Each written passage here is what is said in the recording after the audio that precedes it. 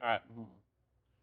Hi, welcome to Dirty Talk, a Dirty 20 Nerd Bar podcast. My name is Jason. This is Zach. Sorry. No, my name is Zach. And behind the cameras, as always, we have Rich Brumpton, our producer. Hey, everyone. Yeah, he's got a mic now. We decided it would be a good idea for him to be mic'd up in case I had any questions. Or if he just wanted to laugh maniacally in the background. Zach loved it so much last week that they decided that they wanted to come back and check it out again. And I don't know, we'll see what happens. Yep. Again, this week, thank you. So we got a different camera setup, so I'm like trying to figure out which camera I'm looking at. Once again, we're recording on Wednesday. Sundays have just been so busy that we really can't put aside time to record, which is a great problem to have. So it's 11 o'clock on Wednesday, and here we are recording. I just got done playing Dungeons & Dragons. Zach was kind enough to wait for Rich and I actually both to finish up Dungeons & Dragons. You said you did a one-shot today? Yeah, I did a one-shot out of the new Dragon Delves, level 3. It was whimsical. It was a lot of fun. Love that. Did you have different players today than normal, or? We had several people out, so we did something different, and we actually had 2 new folks in that we hadn't played with before. Very cool. Awesome. The house campaign went as well as can be expected. I was about an hour and a half late today. I had to buy a new car. About a month or so ago, I got into a car accident.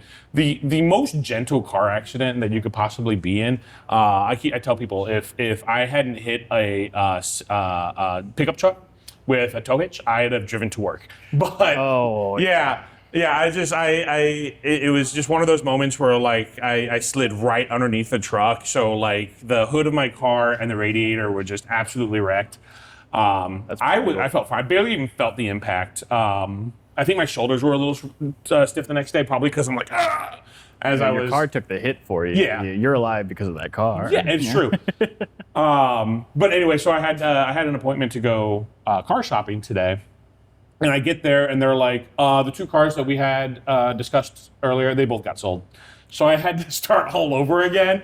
So I got there at 4 o'clock. D&D starts at 6 o'clock. 6 o'clock every Wednesday. Come join us if you're interested in hopping into a D&D campaign. There are some other fabulous events happening, aren't there? There are. We'll discuss those in a minute. I ended up not getting here until 7:15 today. Fortunately, my players are very lovely. Love you all. You have been absolutely amazing. They played a game of tag in character. Had a drinking competition. I think they had a stealing competition while I wasn't here. I was like, well, I get here actually, and they're like, yeah, we killed the professor. And I was like, no. That's not how this works. But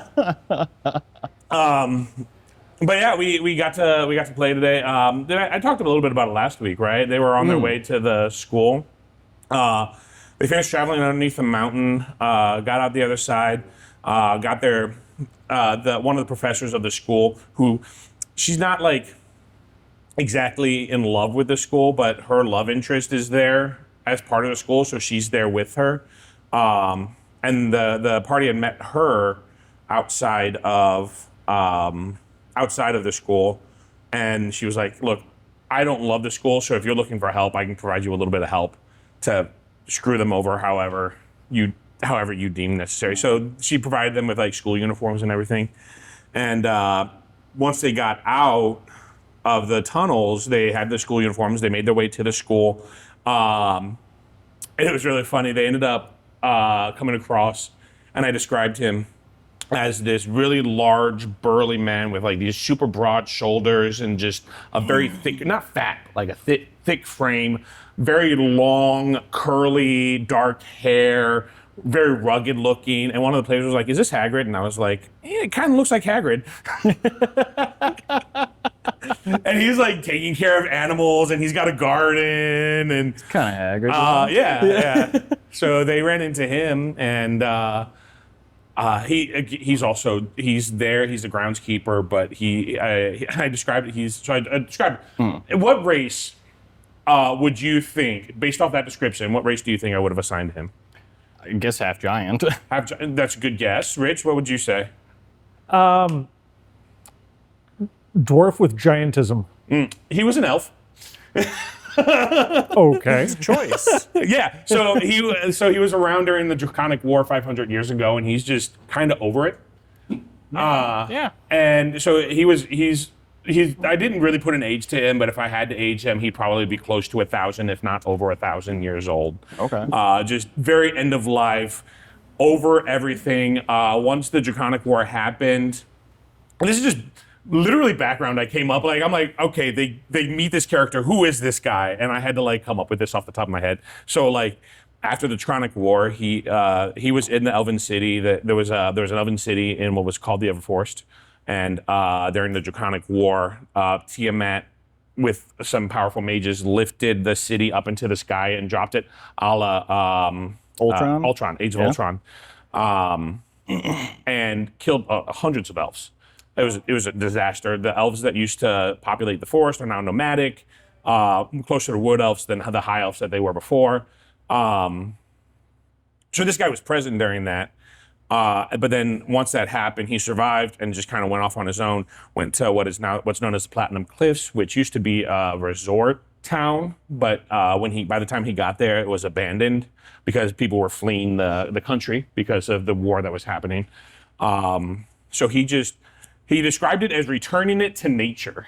Okay. And basically, he spent the last 500 years basically just tearing down all the buildings in the Platinum Cliffs and returning the area to nature. And, all right, we got some eco terror. Yeah. So he's not in love with the school, but he's also like 1,000 years old. So he's just also not going to. He's not going to stand up against them. He's just kind of there, and they just let him be, and he just lets them be. So it was actually really funny. I'm sorry, I'm talking a lot about this. One of my players is playing a juvenile dwarf, so he's like 12 years old, canon 12 years old, and he just runs up and he's like about to go tug on this guy's coat, and the guy just looks at him and says, like, doesn't acknowledge him or anything, and just goes back to brushing his horse, and the kid, he like goes to pet the horse, and this elf gestures to the bucket where there's another brush in the bucket, and so this dwarven kid with this giant elf man starts. And I was like, starts brushing the horse. I was like, roll an animal handling check. I think you rolled an 8, and I'm like, yeah, you're brushing against the hair. And I'm like, and this giant of a man grabs your hand, and the rest of the party was like, wait, and I'm like, and he starts like helping you brush the horse, and everybody's like, wait, what? It was just really cool moment. So they got help from him. They got some directions. Next week they're going to be going into a dungeon to try to save Reverence, which is actually Asmodeus' champion. All right. So. Again, that is Wednesday nights at 6 p.m. If you're interested at all in playing, hopping into some D&D campaigns, there's 2 other tables that are going on. Another group is currently trying to rally some centaurs, and another group is trying to rally some elves. And I hear there's a lot of shenanigans happening in both of those areas as well. So 6 o'clock on Wednesdays. Not to mention, this Tuesday is video game trivia night. So it's looking to be a pretty hopping event. So if you're looking to grab a table, make sure you get here early. Maybe get your food orders in early. But that starts at 7 p.m. We may push it back just a little bit, depending on how many people are here and still trying to get sat. But starting at 7, maybe a little bit after. It's looking to be a great time. So come check that out. Tuesday nights. Every Tuesday is trivia night. This week is just a special video game trivia events. Sorry, I'm looking up the category. I'm trying to look up the categories. I'm so sorry. I'm terrible at this. We'll get this eventually. I feel like this would be a perfect part to like script. This would be a perfect. I should probably script this kind of. And we have papers in front of us, so you guys wouldn't even notice if I was reading off of something. So the categories are boss music, who's that game character, video game glitches. And the last category is "and more!" exclamation point. Hey. Don't know what that means. But yeah, if you love video games and you love trivia or you love one or the other, come check us out on Tuesday nights. This Thursday, well, nope, because this is coming out on Sundays. So this coming Thursday will actually be Board Game Meetup. So if you want to meet up with some people and play some board games, that starts, I believe, at 7 o'clock, 6 or 7. Get here at 6, stay till 7, see what happens. Or check our socials. All that information will be on socials. So that's something else that's going on. And then it is now August, which means new monthly specials. Zach and I are actually both drinking. This is the Tasha's Caustic Brew. It is apple crown, apple pucker, and citrus and sugar. And it is, I think it's really good. I do too. It's a little sour, but it's got that nice whiskey flavor as well. No, it does taste. It tastes a lot like candy. It's pretty good. Yeah, kind of like a apple Jolly Rancher, actually. Absolutely, yeah. And I like Crown. I like Crown. Their flavors I don't really classify as whiskey. Like, you can almost drink them by themselves. That's how sweet they are. Well, people drink whiskey by themselves. Yeah. But what I mean is, like, it's got its own flavor profile, kind of like Fireball and American Honey. Anyway, that's a tangent. But Mac of the Month, we got a new Mac of the Month. It is meats back on the menu, boys. Ooh. It's a meat lover's macaroni and cheese. Hamburger meat, pepperoni, and bacon with pepper jack cheese. I got to try it. Obviously, I got to try it. Absolutely fantastic. I would definitely recommend that. Which means new drink specials as well. That's the Tasha's Caustic Brew. And the cheesecake of the month is the Rings of Power. Perfect. Yeah. So It'll together. it'll be Fruit Loops on cheesecake. Okay. So some great specials this month. Kind of in theme with our movie marathon on Saturdays. So it's not all the movies on one Saturday. Each Saturday during the month we'll show a different movie in the series. It is everyone's favorite fantasy series. And we're not allowed to say the name on camera. I don't know why. Movie laws, something like that. So if you want more information on that or want to actually know what the movie is, if you don't know, based off of all the information you've been given, God bless you, you can call us at the store or come in and ask somebody, and we'll tell you what it is. We're just not allowed to put it out on socials for some reason. I don't understand. But there you go. Cool. So, K-pop Demon Hunters. This was recommended to me by Zach last week. They were like, you should absolutely watch this movie. It's been really popular. I've been talking to everybody about it. Basically, anybody I can get to watch this movie, I'm telling them to watch this movie. So the only reason you recommended we talk about that this week is because you wanted me to watch it. Exactly, yes. Okay, cool. Yeah, I dig it. I dig it, I was actually. really tricking you there. So I watched it. I think it was actually a really good movie. Definitely. I definitely recognized. I've only recently heard of it. Malik, my kitchen employee, actually, one of my kitchen employees. I say my kitchen employee as if it's the only one, as if he's the only one. He's gonna love that one if he ever hears that. He's been talking about this a lot, and he kept telling me I needed to watch it. So it's definitely getting around. Absolutely, yes. And I recognized a lot of the songs that were sang. Didn't realize they were from K-pop Demon Hunters. They've just kind of broken into like the mainstream. They're hitting like top 40s. Well, they're good songs too. They are. Is what's crazy. And they're so relevant to the movie, but they're also still such good songs on their own, and you don't have to understand the context to enjoy them. Exactly.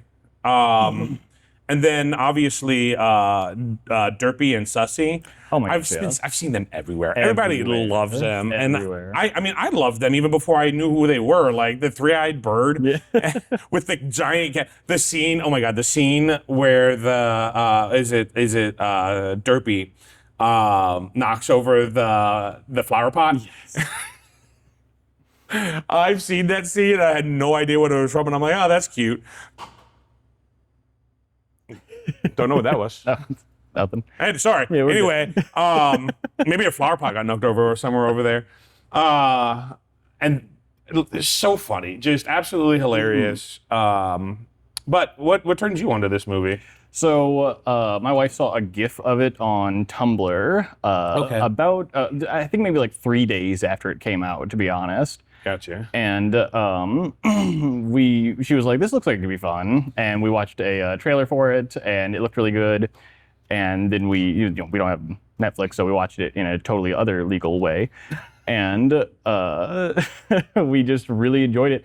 And ever since then, we've been like having it on usually like once a day, like in the background, or even just sitting down to absolutely sit down and watch it again. Yeah. Well, even having it on the background, like the music in there is just so good. So like Yes. even if you're just working and you're looking for background noise, I can't really even blame you. I was just talking to you earlier about Epic the Musical. Highly recommend it. I've had that on repeat in my car for like, I don't know, 6 months now. So I can't even fault you for having watched it however many times you've watched it. I don't even know at this point. And that's it's such a blur between like having actually watched the movie versus just doing things around the house while the movie is on. Yeah.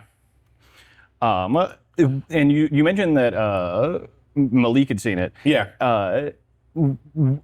Had you seen anything about it before? No, I had like, no, at all? I had no idea. It was K-pop and Demon Hunters, and I'm like, okay, like these are two very relevant.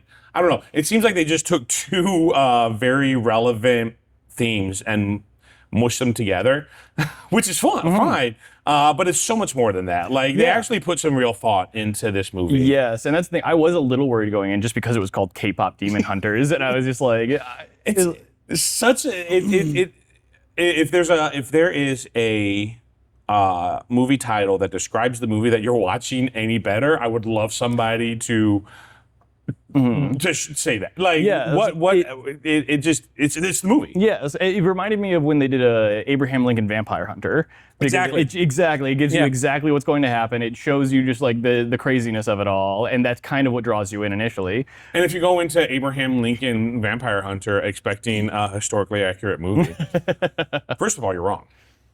That's fair. And second of all, I actually haven't seen Vampire Hunter either. I enjoyed it when I saw it, but I haven't seen it in years. Yeah, it's probably one of those that you watch the one time and then that's it. Yeah, there was a knockoff Redbox movie of that. It was it was a Abraham Lincoln Zombie Hunter. No. And I actually think I enjoyed that. I remember more about that movie than I do about Abraham Lincoln Vampire Hunter. What's the knockoff going to be of K-pop Demon Hunters? That's the real question. I don't even know. Boy band Witch Slayers. But I'm calling it right now. fair enough. Boy band Vampire Slayers. There we go. There we go. Easy. And you had mentioned Ruth had seen it already, though. Yeah. So I went home and I told Ruth, so I'm supposed to watch this movie. And she was like, oh, really? And she lit up. She's like, that's awesome. Because she'd seen it. And she was like, why? And I told her, and she was like, yeah, I'll watch it with you. Let's do it right now. Let's stop what we're doing. Let's put it on. Maybe not quite that ecstatically, but no, she really enjoyed it. That's great. Yeah. No, and it's a great movie. The characters were not one-dimensional, like you see in a lot of stuff. And for a movie called K-pop Demon Hunters, like there was so much depth to this movie. Yes. You actually mentioned Genu, the main villain. Yes. Villain. Yeah. Not even a true villain in regards to what you see in movies nowadays. His story was very nuanced. Yeah, like you mentioned. It's actually sympathetic. Yeah. It's not just the kind of he's done something absolutely unforgivably monstrous, and now he's like, but I'm sad about it. Like it is something that is understandable for his character. It plays into his character flaws, and it really drives him as a character, and isn't just this thing that's hanging over him. It's almost like the main villain of the movie is societal expectations. Honestly, yes. Yeah. I do feel that really hard, especially when Celine feels like such an antagonist at times. Yeah. By the end, at least. And I guess spoilers. If you haven't watched K-pop Demon Hunters, maybe don't watch this episode until you do. Turn this off. Yeah, go watch watch that. K-pop Demon Hunters and then come back and finish this. Exactly. And that's the thing. It is really good. People want like more of this. I want more of this. I do too. Yeah. Everywhere I see people talking about it, they want a series or at least another movie. I've seen people talking about a prequel. Yeah, a little bit more backstory on like Rumi's family would be absolutely Yeah, fantastic, and absolutely. like the events that caused. Well, her mom was a hunter, Yes. and her dad was a demon. Yes. So like a little bit more backstory on how that came to fruition. Yeah. Would be absolutely fantastic. Absolutely. I've been looking through like a bunch of YouTube videos and just online articles and about K-pop demon hunters before this, just to try and like get stuff in my brain. And I started getting like deep into the weeds, and like I was getting like theory videos of like with like tinfoil hats on. They're like, I think that Celine killed Rumi's dad. I think that she murdered him. Like, That would be an interesting. I know, like that'd be a dark turn. I've been watching Supernatural recently, so I actually watching this. I'm like, do I have Supernatural on right now? Like, even calling it a hunter, like Yeah. so much as calling it a hunter, like that is very Supernatural. It actually begs the question: do you know this movie actually Korean in origin or is it American made? So one of the directors is Korean. There's two directors. One is Korean. One, I believe she's Korean American. And she was intentionally like, I want to make a movie that is steeped in Korean culture, Yeah. that is set in Korea, and it involves a lot of Korean people and incorporates Korean Americans. It definitely didn't feel like an American made this movie. No, they did a really good job with it. There was a lot of attention to detail. All of the, as far as I understand it, the cultural stuff, it felt different enough. It felt like, okay, this is its own thing. This is, I guess, what Korea looks like. Well, in some ways. It feels very different than what you see in American culture. Yes. Like again, like the character interactions, the story development and everything felt very. I'd hate to say foreign, but foreign to me. Yeah, absolutely. There was stuff going down to like minute details, and some of like the behind the scenes stuff. They said that they were trying to emulate what they called Korean lighting in terms, Really? in terms of what they were doing for the live action or what would be a live concert. Cool. There's evidently differences for what we expect here versus what they expect there, and so they Yeah. were trying to emulate that. That's very cool. No, I love the thought they put behind it. All the characters felt relatable. I mean, even Mira and Zoe, who like seemed not true antagonists, but like I don't even know how I would categorize that. Like, obviously, Rumi's the main protagonist. Jinu's the main antagonist. Again, even Jinu, who is the main antagonist, his story isn't one dimensional. Yeah. But like Mira and Zoe, who like again they're trying to. I guess again it goes back to societal expectations. Yes. Mira and Zoe are just trying to meet those expectations and influence Rumi, and even without knowing her secret, in such a way that they're almost antagonists in and of themselves. Yes, and I feel like a lot of that is about being hurt and being raised in expectations and believing certain things about yourself or about other people. You and I have no idea about that. No, right? I know. Yeah, not at all. Yeah, okay. No. Yeah. No, that's another reason why I think it got so popular is because of how relatable it is, and it's such a easy role to kind of slip yourself into. It is just like if you've ever thought about yourself that there was something unlovable about yourself, then you can really identify with the main character very directly. Yeah, absolutely. And just again, just the idea that your past and what you're born into and have no control over can affect your life in such a negative way. Yeah. She had no control over the fact that she's got these markings on her. What do they call them? What are they marked? Patterns. Patterns. Thank you. I knew that wasn't the right word. She had no control of the fact that she had these patterns on her. She had no control of the fact that she has, again, spoilers. Yeah. Demon's blood running through her veins. Yeah. But to then have to hide that from the people that are closest to her, Mira and Zoe. It was very, very impactful. Very. Yes.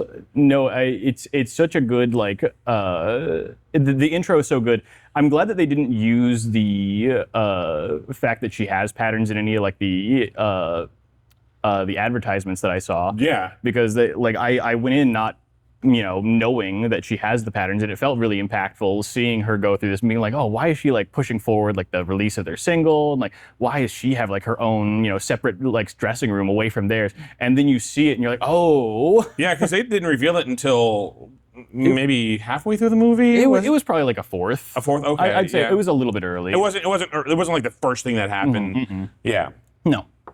So you got to kind of see her, like how other people view her first. Yes. As this aloof kind of solo, I have to do this on my own kind of person. Yeah, so walls up, very protective. Yeah. And then get to see the why, which is I think is very impactful. Yeah. As well. No, and it is so good, and it really plays into her character flaws, because everybody in this movie is flawed, and it makes them a lot more. Absolutely. Yeah, it makes them a lot more engaging as characters. And I think they've done such a good job making like three very engaging women characters. No, absolutely. Because I mean, yeah, like I said, even though Mira and Zoe kind of play a partial antagonist role, it's still very, very well done. Very multidimensional and thought out. Yeah. And they all had their own motivations, and even though Mira's and Zoe's may have been a little bit more, let's just get this done. Yeah. Again, societal expectations. Yeah. I have anybody I couldn't get to like actually watch the movie, I showed them that intro, where they're on the plane and they are singing their song and beating up the demons and whatnot. I think that's such a good intro. It is. It's so fun. I've listened to that song so many times. As soon as that song started playing, I can't even recall it right now, but I know I knew it. Like the moment it's like, oh, I know this song. Yeah.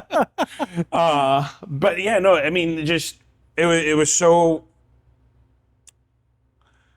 I don't know. It seemed like every scene was just thought out in such a, yeah. No, it really was. There were just a lot of small details that they were doing a really good job at covering, where like it was fairly obvious, I think, to like where they were getting their weapons from without them like explaining it too much. Like they were able to like generate a Hunmoon like within the plane itself without a bunch of exposition going on in the background. No, that they managed to get all of like that preamble like out within like a couple of minutes. Yeah, it felt like less than like 5 minutes. I think that they spent introducing like the previous hunters, going through and being like, all right, this is how this works. This is the bloodline or whatever, and.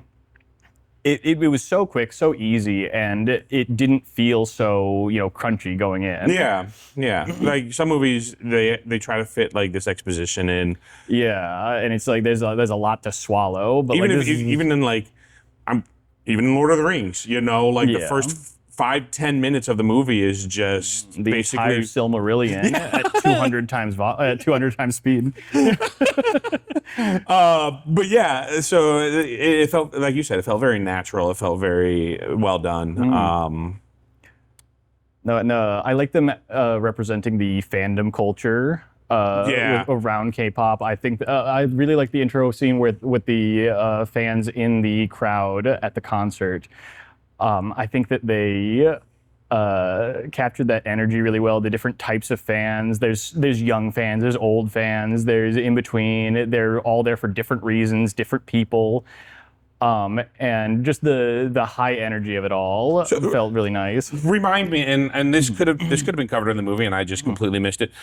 Were the fans aware that they were demon hunters? No, they were not. Okay. It was explicitly stated. So, like at the beginning, there's a part where one of the demons is like tossed into the crowd, and some people are like, "Oh, like you have like a good costume on," and then he like gets hit with a knife and explodes.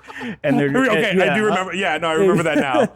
And they're just like, "Whoa, cool!" And so cool special effects. Exactly.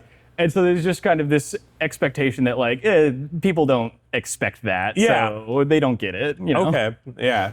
But could you just imagine, like the idea that these K-pop artists are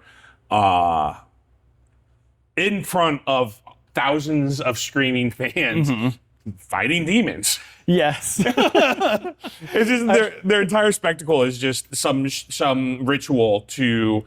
It's like if rain dancing was like a legitimate thing, Yes. and but then somebody was like, I can make money off of that. No, it would.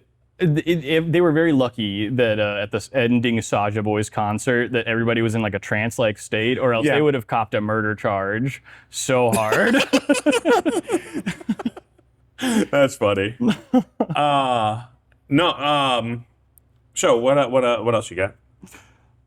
Sorry, that was a terrible transition. No, you're all good. You're fine.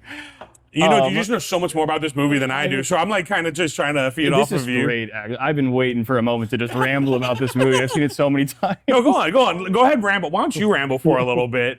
Yeah, before we get off the fans, I think my favorite was the one who always had the opposite shirt underneath. Yes. I don't know if I caught that. I honestly don't know if I did. There's like one fan that when they switched he the was one way, always stripping the shirt off. Yeah, Yeah. and then when it was time to switch back, boom, the shirt came off. Yeah, I'm no, gonna he's have to so watch good. again just so I can see that part actually, because that sounds funny. No, and that's the thing. There's so many just blink and you miss it moments that are just so good. Oh, I will get back to this. I promise. And just, do you know who else does that really well? Who's that? Have you ever seen not Hell of a Boss, the other one, Has Been Hotel? Yes. The things that just happen in the background that have no right to be as funny as they are. Like there's so much story that just happens in the background of the show. One scene that stands out to me there, Vaggie and the main chick. I don't know the names. Anyway, the two main chicks take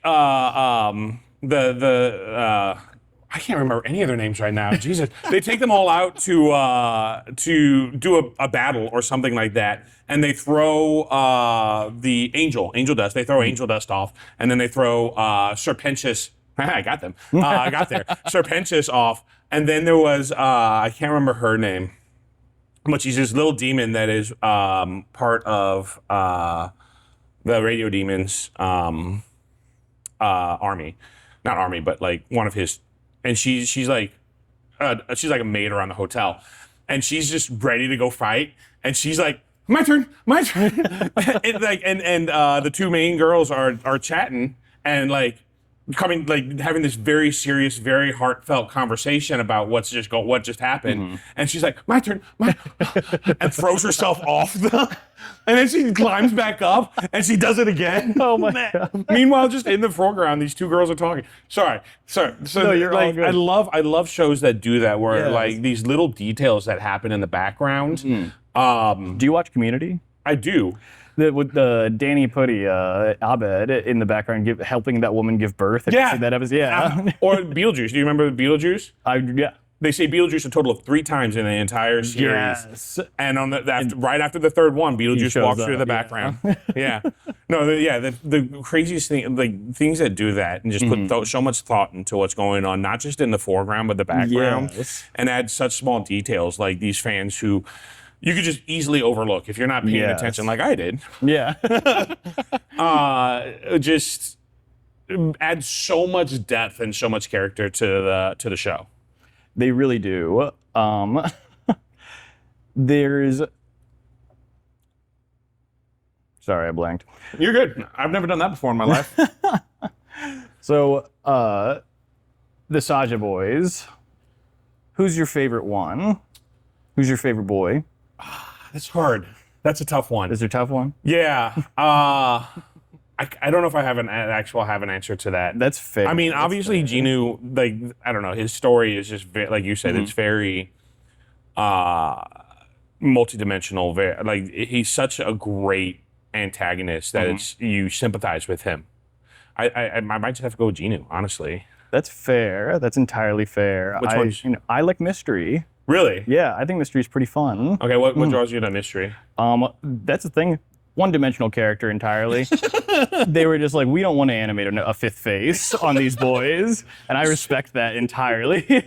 So we go from Star Wars, where General Grievous, who has this huge long backstory that nobody who's not a huge Star Wars nerd wouldn't know, to I don't want to animate another face. Yes. I love that. No, I love that. I love thin characters. I love that. No, that's fantastic.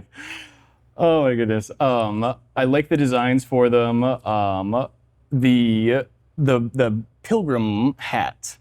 I had no idea what that was for a while, and I ended up watching videos about it. And they say it's a reference to like a Korean Grim Reaper kind of figure. Yeah. Oh. And like the beads that they wear is like something that like you would wear in like a royal court setting or whatever. And cool. yeah. So there's a lot of like Korean culture just kind of baked directly into that. The bird Sussy and the cat Derpy are evidently from like a series of paintings that include a magpie and a tiger. I love. Where did you get the hat from? Yeah, it was the cats. It's so good. It doesn't explain anything at all. But No. it's but you're like, I'm glad. That's good enough. Like That's all the exposition I needed on that one. Thank you so much. No, and again, I'm very American. I don't know much about foreign cultures. I'm right there with you. Yeah, but just the idea that the creators would actually put that much thought and energy. And if she's Korean American, obviously she probably knows a lot more about Korean culture than the average American. But but then to just insert that into the story as opposed to just being like, well, I'm catering to an American audience. Yeah. I'm going to whitewash this. Yeah. Or even, being like, well, I don't feel comfortable speaking for everyone in Korea. And so I'm just kind of keep it as least spicy as possible. Like they said in the behind the scenes that they got the female director had an issue where she would run this by some people and they'd be like, yeah, that's great. That's a perfect representation of like, Korea. And other people from Korea would be like, no, like you missed up on like these parts. And, like, this is weird. And she just kind of had to be like, well, this is, my experience, and kind of had to go forward with that. Well, and I feel like any culture, you kind of get that. Like, even in America, obviously we have so many different cultures. Like my experience as an American might differ from your experience or Rich's experience, or and I might say, well, this is how I view this particular story element or event or something like that, and you might have a completely different view on it. But who's to say which one is more valid, unless there's actually, factual evidence showing which one is more valid. But you get the point. Like if this is your experience as that, maybe you grew up in a more religious household where you have access to the knowledge of like these demonic creatures like a Derpy and Sussy and the religious iconography. But somebody who didn't might not. So their experience that's not Korean culture at all. It is, just not yours. No, exactly. And it's great that she then just decided, this is my experience as a Korean individual. Jumping off of that, this movie is this movie holds the record as the animated movie with the highest number of costume changes for the leads. Really? Yes. This is the most costumes that any leads have worn in an animated movie all in a row. Interesting. Yeah. No, that's I get like, you watch Scooby-Doo and they're always in the same outfit and there's memes, not memes, but like a lot of shows make meta references to that, where it's like, oh, what do I wear today? And they open up their closet and it's just rows and rows of the same outfit. No, a lot of the time the best you get is just the character has the exact same outline all the time, but like their shirt is like colored differently and has like a different like logo on it, like Mabel from like Gravity Falls. Yeah. But like they did such a good job of giving each character like very distinct, like highly stylized designs that were like fitting for their characters' personalities and also very stylish and intricate. That's cool. No, I like that. That's really. I didn't even think about it while I was watching the movie, but you're right. Like they were like scene to scene. They had outfits that were appropriate. Like that, there was a scene where they were like all in their like dressing room or whatever it was together. Weren't they in pajamas or something like that? Yes, yeah, when they're all at their, I don't know what it is, like their apartment where they all go, where their couch is. Yeah. You know. Well, yeah, because their couch is only where they live. Exactly. They just call their home couch. We are in the couch. Yes. Where's the couch? It's the couch. Yeah. No, I didn't even really consider that at all. Because like even in anime, it's like a huge thing when the characters change appearance. Yes. Like it's a different story arc, or there's even episodes where like it's like, hey, it's shopping day, let's go get a new, and they make a whole thing out of it. But like the idea that these main characters, even when they, like a lot of places, they might be in pajamas in one scene, but then the next scene they're going right back to the same outfit that they were wearing. Yeah. And I think, I don't know, I wonder what the reasoning is behind that. I'm sure it has something to do with like animation in general being easier to animate the same things, but I wonder if it also has anything to do with like us being able to recognize individuals based on solely appearance. Yes. And it probably has a lot to do with that. It probably has a lot to do with being able to reuse certain cells from scene to scene. Basically, if you have individual costumes for individual scenes, then you can only use all of that material for that one scene. Right. And you are right with the being able to identify the characters very easily, even though they're all switching costumes all the time. It is a real testament to how well designed that they are just in general. Yeah. I think they did a really good job with the stylization because it's Sony Animation, and they're coming off of the heels of the Spider-Man Into the Spider-Verse stuff, and they were saying that like they're using like a similar animation tactic, I guess, or like mechanically it's similar, but they were trying to actively change up the style so that they weren't like competing with the Spider-Verse stuff, because they were like, that's just a losing battle. Well, in the Spider-Verse, there's only one costume for literally everybody. Oh, yeah. That's fair. No, that's very fair. So I think they had to make up the difference between Spider-Man and they're like, okay, so we had one costume for everybody in Spider-Man. Let's give everybody 5 costumes. That's fair, yeah. and we'll just balance ourselves out in the middle somewhere.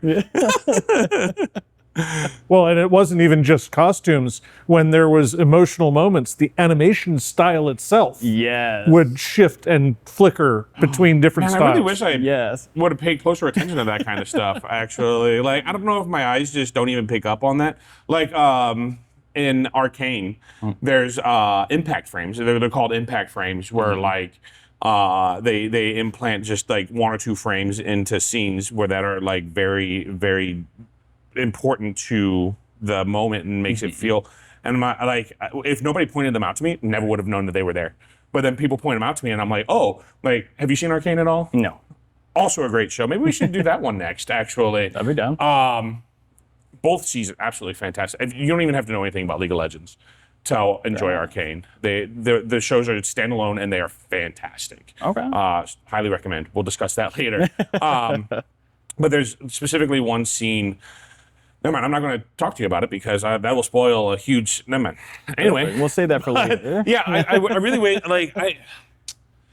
As a kid, I actually had a lot of trouble following for The Matrix for the longest time. I thought it was like a time travel movie. Okay. Like that's literally like my first memory of The Matrix is I thought that the world that was the past. Okay. The Matrix was the past, and That's kind of correct. It's kind of correct. It's kind of, yeah. But not at all at the same time. Yes, but actually no. So I don't know. I guess into adulthood, it's kind of followed me into adulthood, and while I can follow stories a little bit closer, like I said, the fact that they had costume changes never even occurred to me. The animation change isn't something I even noticed. Yeah, there's a lot, and I really like the animation style changes. Whenever the the girls have like really fun faces, there's a lot of anime like expressions. Yeah.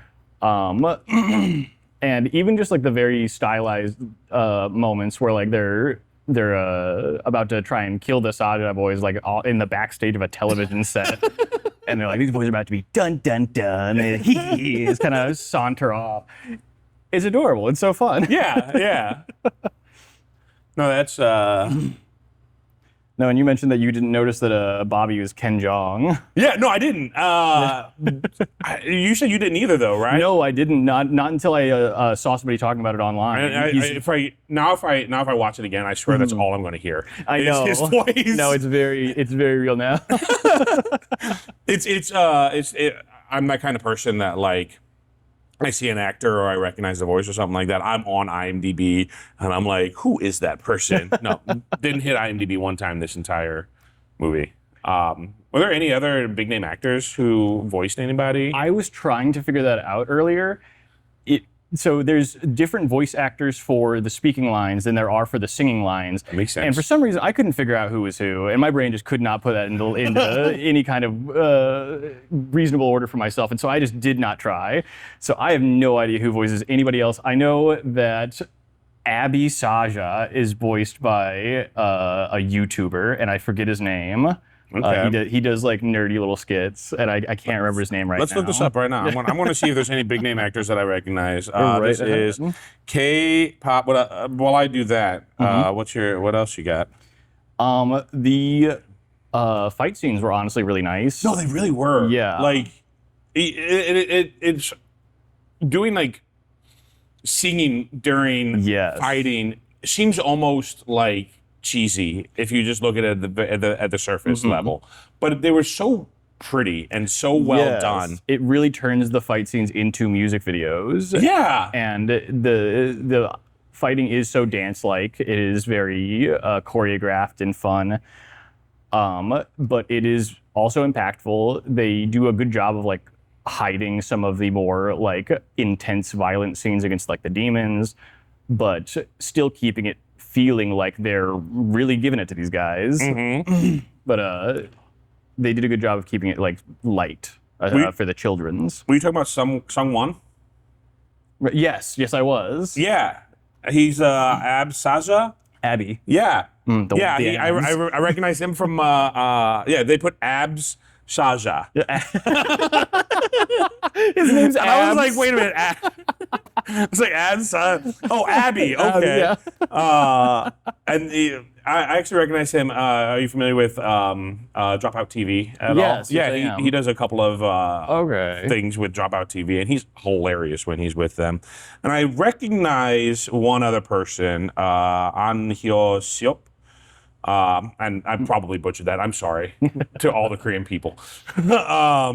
But I recognize him, and I think Ruth watches a lot of K-drama, actually. So she'd probably recognize him as well. I'm pretty sure what I recognize him from is Business Proposal, which is a Korean drama. Okay. So, I believe you. I think I have heard that. Yeah. I think you're right. I know Celine is I believe son from Lost.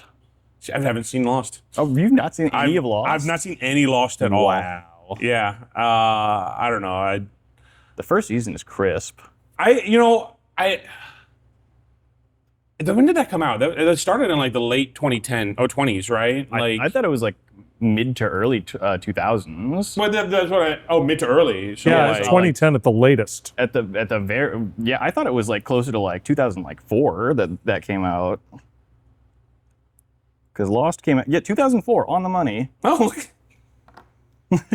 Oh yeah, there it is. Yeah, I don't know. I was in high school at the time. I was still trying to figure out who I was. I was 9 years old, and my parents Shut up. my parents started watching it, and I was like, "This is good." No, my parents were into. Well, my mom was into like Monk, Okay, NCIS. I had a lot of friends whose parents were into Monk. Yeah. So I got more cop drama from my parents. I got no cop drama. Really? No NCIS. None of like the public works kinds of drama shows. Yeah. No, None of that. No, I got Monk was one of the last like before we lost our house back in 2000. Wow, this is deep dive. Like one of the last things I remember was the series finale of Monk, and all four of us were sitting in the living room watching this, and this was like 2 or 3 days before we moved out of the last house that we all lived in together, which is wild to me. But no, I loved Monk, and I watched NCIS. I really didn't get into NCIS, but like if my mom was watching it, I would sit down and watch it with her. So yeah, no, Lost was definitely not on my radar at that time. Maybe I'll go back and watch it at some point. My list of things that I have to watch is so long. Ruth and I started watching through the Star Trek series. We started with the original series. Did not finish it. Have you ever watched the original Star Trek series? A little bit. It's so painfully slow and just like... You gotta be careful. We're on camera right now in front of a bunch of nerds. Don't hate me, but also like the main men of the ship would just like grab women and shake them and be like, and like it was so painful to watch. So we skipped the original series. No, some of the time stuff in the original series is a little rough. We watched the movies, which were their own adventure, and so I'm watching Next Generation. I'm watching Supernatural. I'll add Lost to my list of shows that I gotta catch up on, I guess. That's fair. I love Next Generation. Yeah, no, it's much better than the original series. It really is. Don't kill me, nerds. Yeah, we're Picard fans. Don't kill us. Not even just Picard, just like... anyway, that's not even a topic that we're on today. We could go on forever about that one as well. We've got so many wells that we need to tap.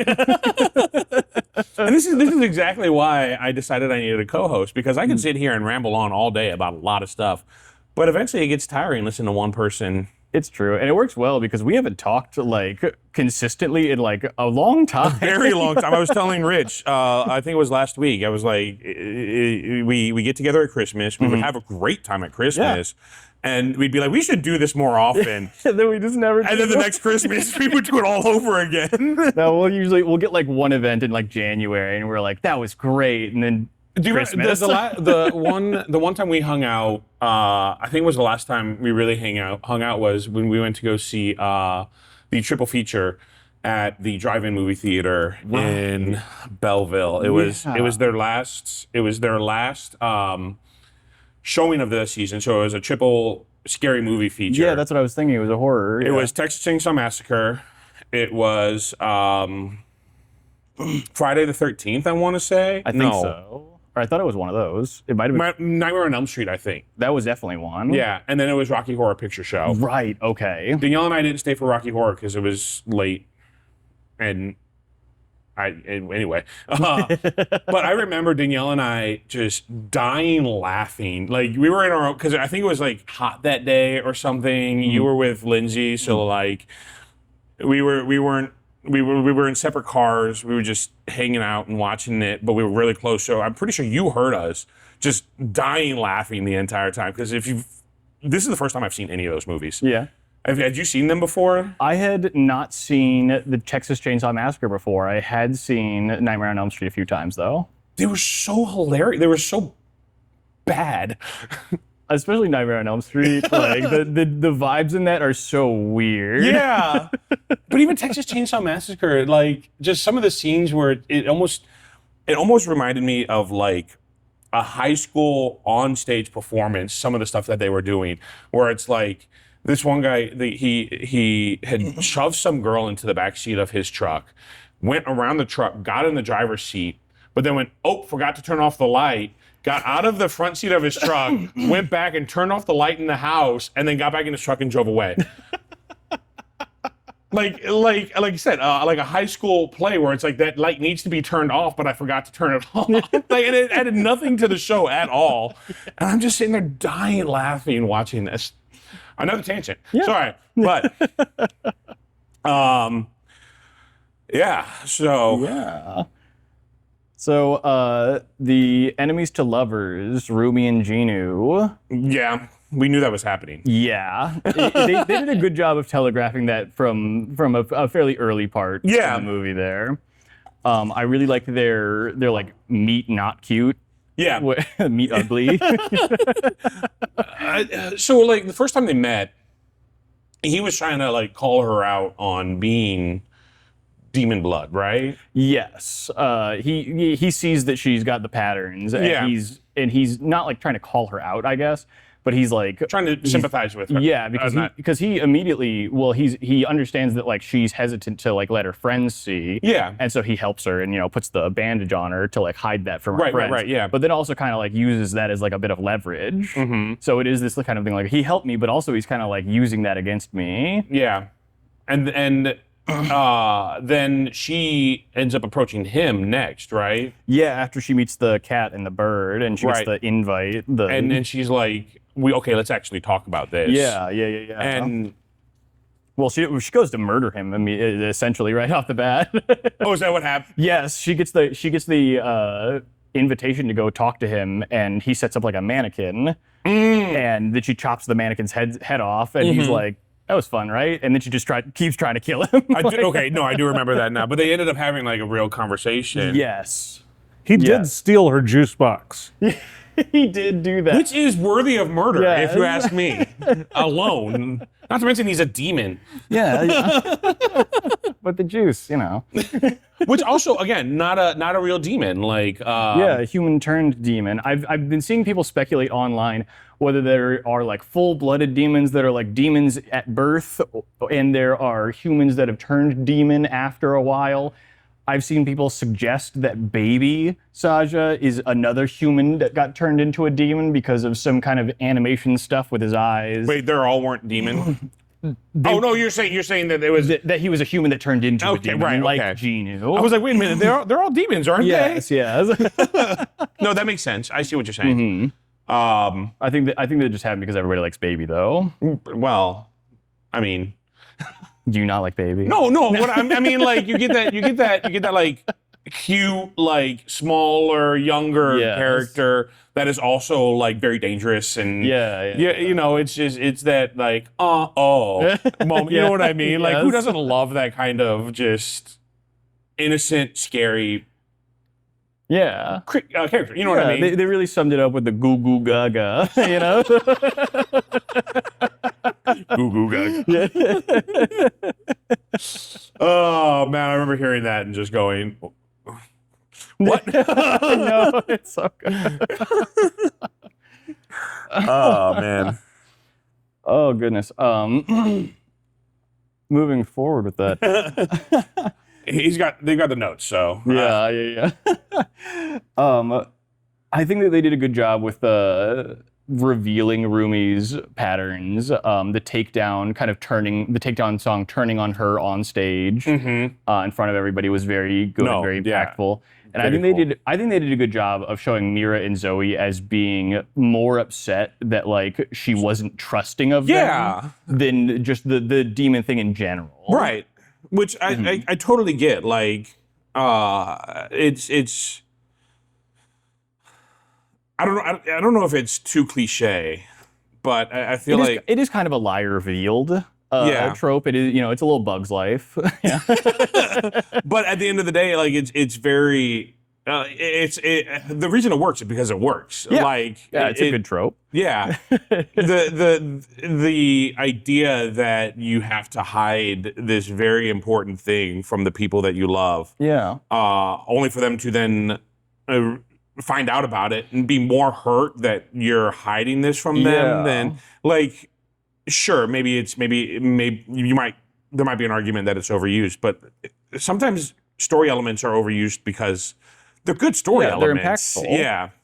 So no, I did appreciate that there wasn't, because the other option, if we're talking about overused story elements, is like the whole them just, no, you're actually evil, and then going away for like 2 or 3 scenes, and then coming back and being like, we can work through. Exactly. You know what I mean? Yeah. Not having any kind of like even a symbol of resolution between Yeah. like the song that they did. Yeah. was. Just we'll work through it. Yeah, we're friends. Yeah.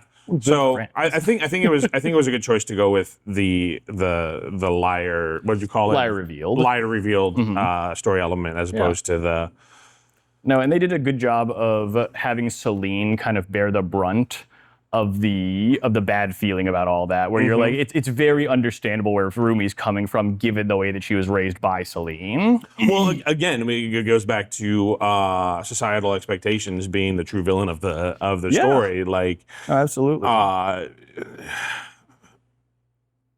trying to think of another the only good other example I can think of is Frozen, but that's not even comparable because it's more along the lines of they're along the lines of you use your powers, you hurt your sister, like scaring her away from using her powers. Yeah, it is still very much just like about not fitting in the role that you're in, though. Like this is who we are, and if you're not that, then you're not one of us. Yeah. So hide who you really are so that you fit into the circle. Yeah, fake it till you make it. Yeah. You know? Yeah. Yeah. I'm really good at that. I feel you there.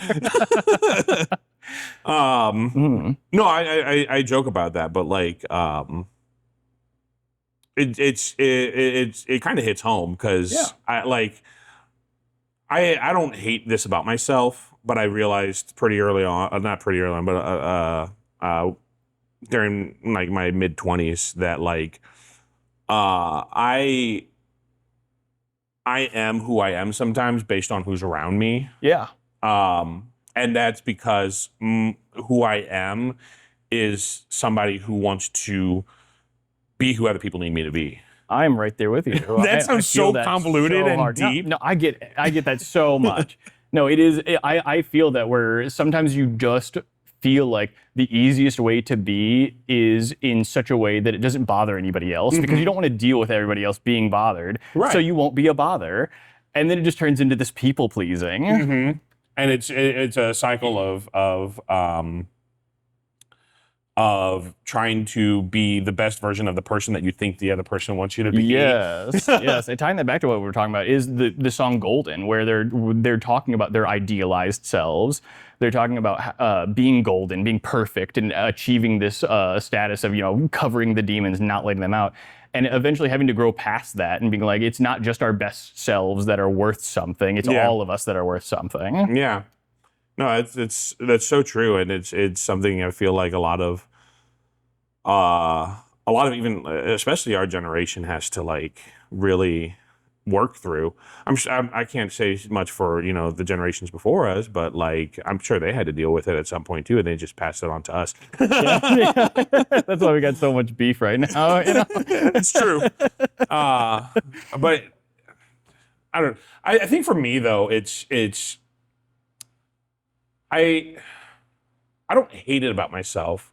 Like I opened a bar, not because I'm masochistic and love working 70, 80 hours a week, but because I do actually care about people and I do want to provide the best possible experience for other people. It's why I do so well in the service industry, actually. And people see that in you. Yeah. Every time I talk to anybody here, they're like, "Oh yeah, you're Jason's cousin. I love Jason. He's so cool." You don't have to lie to me. No, I don't. No, I hear that a lot here. That's great. I'm gonna have to tell them to stop. But no, like if somebody asks me, like what kind of video games do you like? My answer is always video games that I get to play with other people. Yeah. So like Super Smash Brothers, Mario Kart, Mario Party, Jackbox games, Among Us. When somebody asks what kind of activities I like doing, my answer is always, I don't know, whatever everybody else wants. Literally whatever everybody. If somebody wants to go bowling, I'll go bowling. Somebody wants to play pickup baseball, I'm going to suck at it. I'm going to hurt so bad the next day, but I'm going to go out and I'm going to play some pickup baseball. You know what I mean? And it's not because I love playing baseball. It's not because I love going bowling. It's because I enjoy being with people.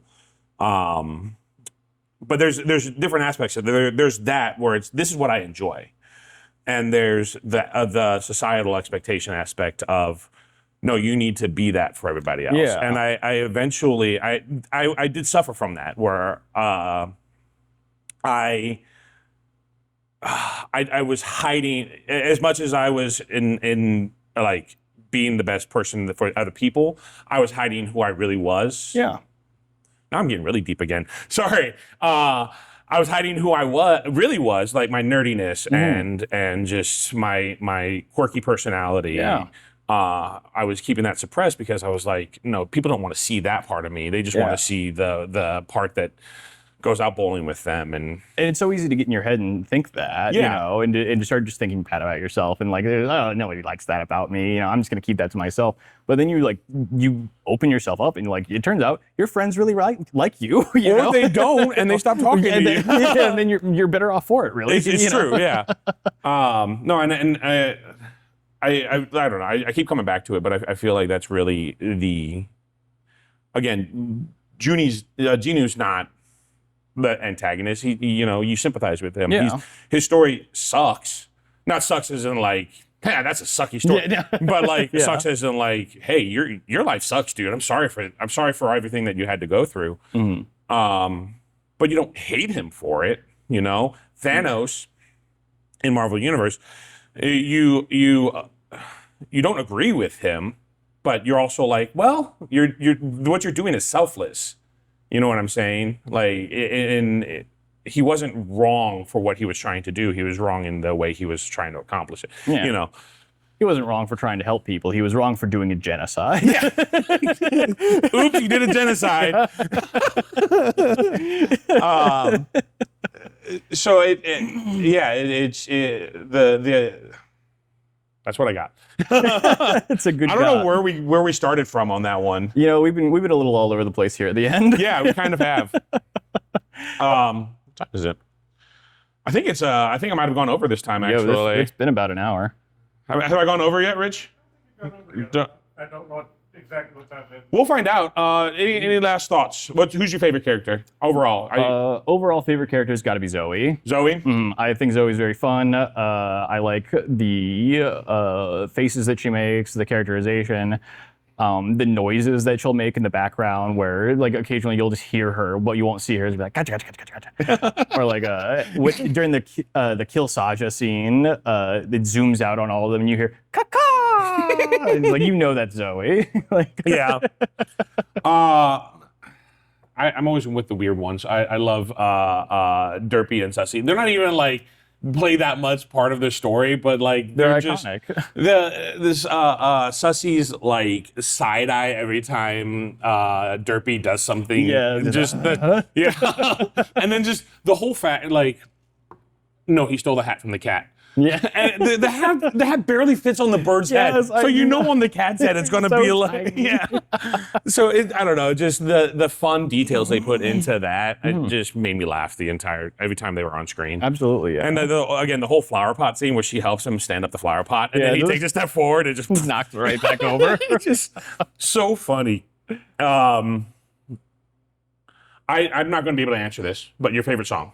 My favorite song, honestly, it's Takedown. Okay. It just got such a good beat. It's very fast-paced. It's very poppy. After that, it's probably Your Idol or Soda Pop. Like those both a lot. Okay. Probably Your Idol a bit more. I'd have to watch the movie at least one more time because the first time I watched the movie, like it was mostly sussing out the story, trying to figure. Next time I can actually pay attention to the music. So I'll have to. Yeah, this week watch the movie about 9 more times. Yeah, and then come back in and give us all your top. What 10s. I'll probably do is I'll probably put the soundtrack on Pandora That's so I can actually like really feel the music.